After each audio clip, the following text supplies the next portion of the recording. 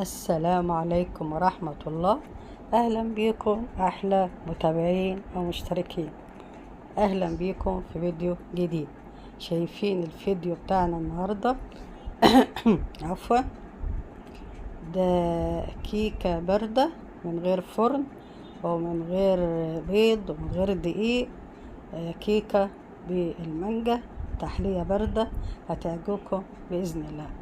في الأول نصلي على الرسول عليه أفضل الصلاة والسلام. شايفين طبقات البسكوت مع الكريمة مع المانجا، حاجات كده. شايفين ما شاء الله عاملة ازاي؟ تحلية باردة ترطب على القلب في الحر اللي احنا فيه ده.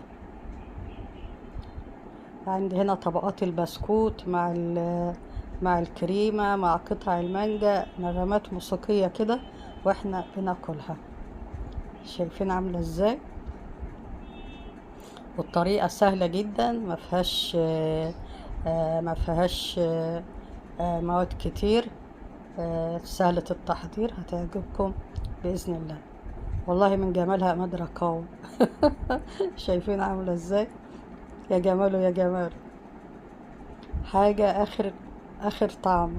وصفة تحفة وطعمها تحفتين.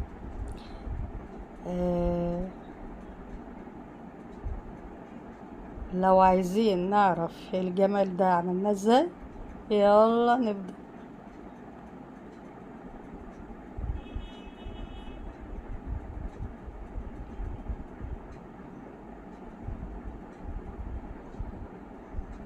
هجيب الأول، هنحضر كريم شانتيه. تمام.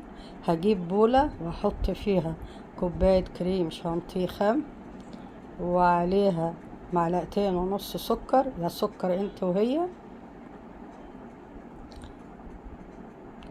بعد كده هجيب 2 معلقة باستري كريم، ممكن تستغني عنه بس بيدي طعم حلو للكريمة. بعد كده هجيب 1.25 كوباية مية متلجة. تمام. حطيت كوباية وادي الربع، وهنقلبه كله مع بعضه ونضربه بالمضرب لغاية لما يبقى عندي قوام كريمة بالشكل ده.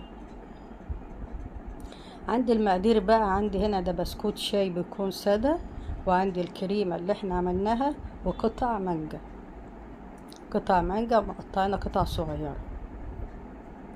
تمام.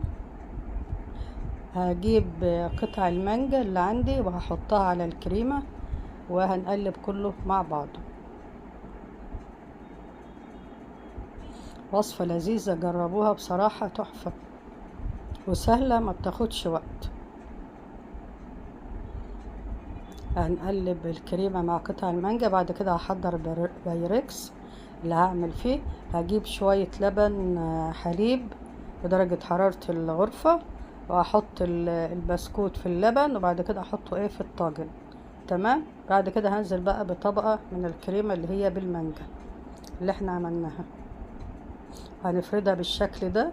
بعد كده ناخد برضو طبقة تانية من البسكوت نحطه في اللبن، بعد كده نحطه على الكريمة. نحط البسكوت في اللبن كده بالشكل ده، وهنحطه على الكريمة دي تاني طبقة. لو عندي فراغات بين البسكوتة واختها نحط كده بسكوت، نقطع بسكوت ونحطه بينهم. خلصت تاني طبقة، هحط برضو كريمة وهنفردها على البسكوت.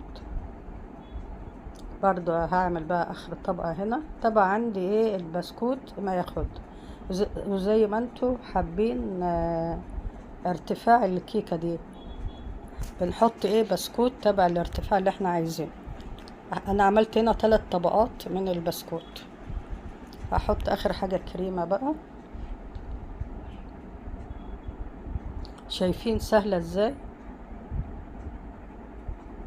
لو جالك ضيوف ولا حاجة نعملها من قبلها ونحطها في التلاجة تسقع، او لما يجي نقدمها للولاد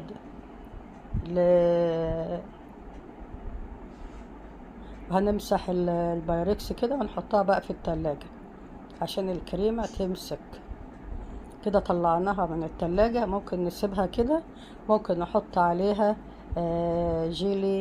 جيلو. ده جيلو مانجا، ده بيتجاب من عند منتجات الحلواني أو من محل مستلزمات الحلويات. بحط جيلو مانجا، ممكن نستغنى عنه. أفرده كده على الكريمة،